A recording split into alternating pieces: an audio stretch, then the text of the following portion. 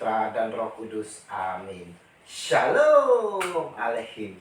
Berjumpa lagi dengan saya pada perenungan hari ini, tanggal 22 Oktober 2021. Menilai tanda zaman. Baca liturgi hari ini diambil dari kitab Roma 7 ayat 18 sampai dengan 25a dan Injil Lukas 12 ayat 54 sampai dengan 59. Saudara-saudaraku yang terkasih di dalam kasih Kristus, banyak dari kita, saudara, sangat mudah sekali meramal akan cuaca berdasarkan penglihatan perubahan langit dan bumi. Dan ini pun dipakai oleh para nelayan, di mana mereka melihat tanda-tanda cuaca untuk memutuskan kapan harus berlayar untuk menangkap ikan. Tepatlah apa yang dikatakan Yesus pada Injil hari ini, saudara. Akan saya bacakan, saudara. Apabila kamu melihat awan naik di sebelah barat, segera kamu berkata akan datang hujan. Dan hal ini memang terjadi. Dan apabila kamu melihat angin selatan bertiup, kamu berkata hari akan panas terik. Dan hal itu memang terjadi. Lukas 12 ayat 54 sampai dengan 55. Saudara-saudara yang terkasih, ini dikatakan Yesus untuk mengecam orang-orang Farisi yang terkenal munafik itu, saudara. Hai orang-orang munafik, rupa bumi dan langit kamu tahu menilainya. Mengapakah kamu tidak dapat menilai zaman ini? Lukas 12 ayat 56.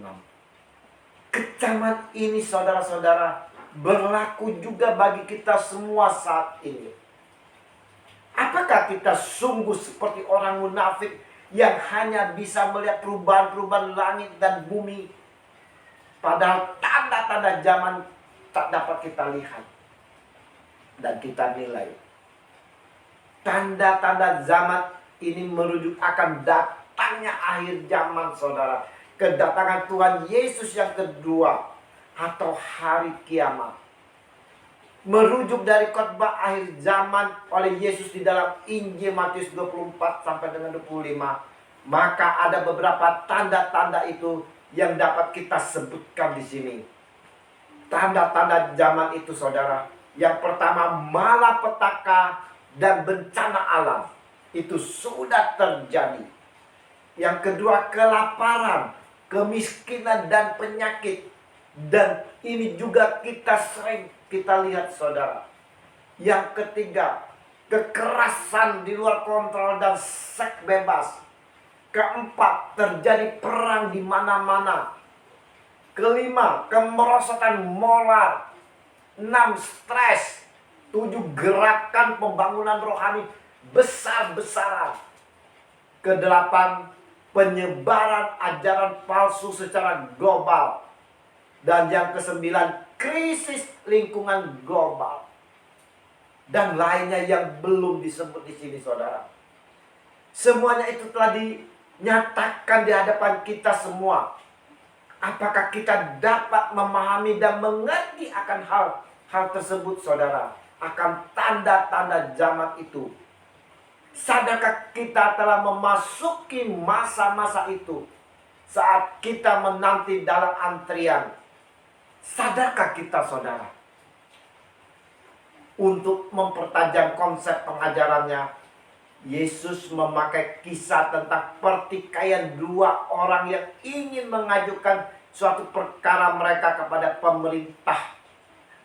Di tengah perjalanan menuju kantor pemerintah, Yesus menyarankan kepada pihak yang berseteru agar segera berdamai, sehingga masalah itu, saudara, tidak sampai pada penuntutan.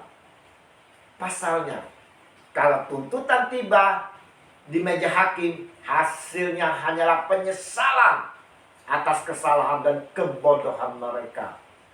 Nah, saudara-saudara terkasih, tanpa kita sadari justru di dalam masa-masa ini, saudara, kita selalu hidup tidak seperti yang dikehendaki oleh Allah.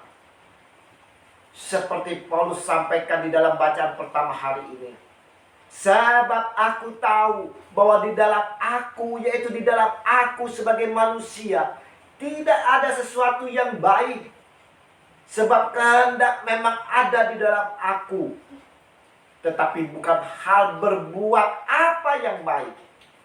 Sebab bukan apa yang ku kehendaki, yaitu yang baik, yang aku perbuat, melainkan apa yang tidak aku kehendaki, yaitu yang jahat yang aku perbuat. Jadi, jika aku berbuat apa yang tidak aku kehendaki, maka bukan lagi aku yang memperbuatnya, tetapi dosa yang diam di dalam aku. Roma 7 ayat 18 sampai dengan 20. Lebih lanjut saudara-saudara, Paulus sampaikan untuk menasihati kita.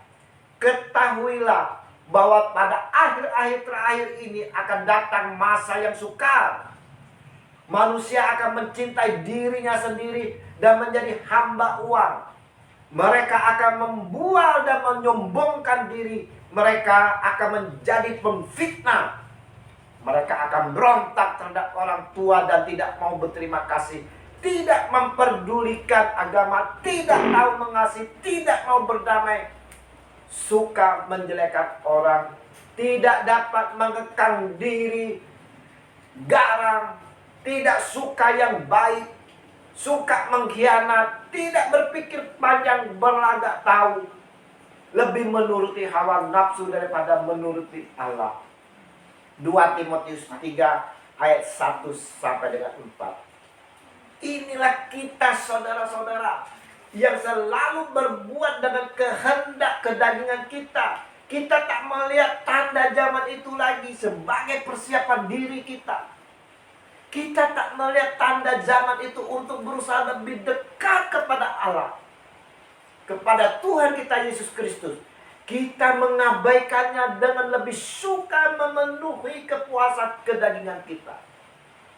Renungan hari ini saudara-saudara yang terkasih, mau mengingatkan kepada kita semua saudara, kepada saya dan saudara, hendaknya lah kita memahami akan tanda-tanda zaman.